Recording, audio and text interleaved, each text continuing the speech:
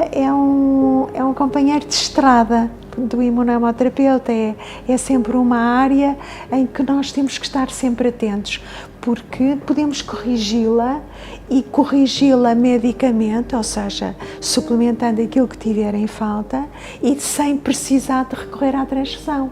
Toda a anemia deve ser investigada e nessa investigação, portanto, podemos caracterizar, uma forma de caracterizar a anemia pode ser a ferropénia. A ferropénia deve ser corrigida, mas tão importante como a sua correção é perceber porque é que ela existe. Realmente a anemia pode ser um primeiro sinal de situações tão diversas como um déficit alimentar, um erro de alimentação, ou, por exemplo, uma neoplasia, ou, portanto, sei lá, uma insuficiência cardíaca.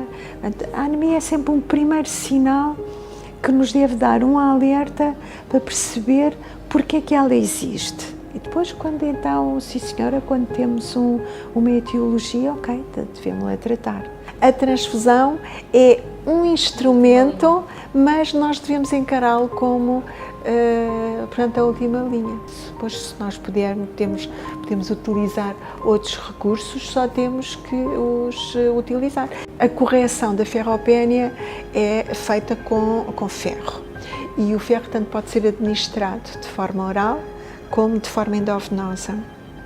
Mas se o doente tiver um síndrome inflamatório, o síndrome inflamatório origina uma elevação dos níveis de hepcidina e a hepcidina, portanto, relativamente à absorção de ferro, não favorece portanto, a sua absorção, pelo que um doente com a ferropénia com síndrome inflamatório é preferível a administração de ferro endovenoso, porque com o ferro oral a administração portanto, a absorção é errática,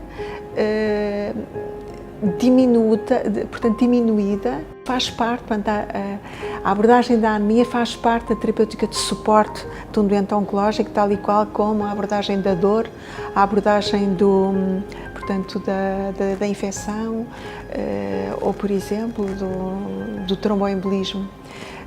Faz parte das terapêuticas de suporte destes doentes, portanto, várias organizações, desde o NCCN, a ESMO, mesmo a ASHA, a Sociedade Americana de Hematologia, têm recomendações, portanto, relativamente a esta entidade. Portanto, isto dá bem a ideia de como a anemia é algo que nós encontramos, portanto, frequentemente no doente oncológico. Mas eu também percebo que, por exemplo, um doente que tenha uma situação clínica, portanto, de grande gravidade, por exemplo, um diagnóstico de um tumor, portanto, qualquer que ele seja, em termos de prioridade, eu percebo que o diagnóstico principal acaba por ser o tumor e, portanto, a anemia, ainda que conhecida, é relegada, portanto, para um segundo plano.